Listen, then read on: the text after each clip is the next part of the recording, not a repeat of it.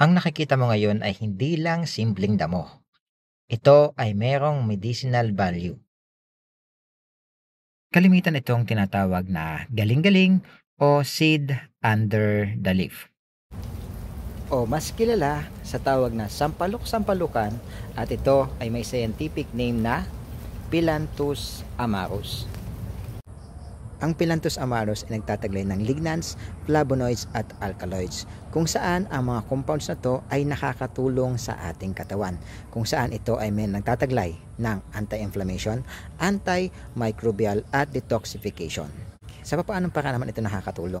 Usually sa traditional na pamamaraan, ang Phyllanthus amarus ay nilalaga at iniinom ang kanyang katas bilang tsaa. Pero tandaan na hindi basta-basta dapat gawin ito. Pero meron ng ibang mga Pilipino na gumagawa at ginagawang traditional na medicine ang Phyllanthus amarus.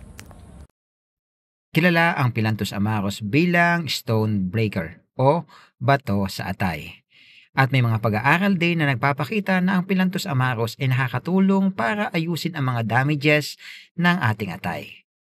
At kung gusto mo ng mga ganitong klase ng content, i-follow mo na ako.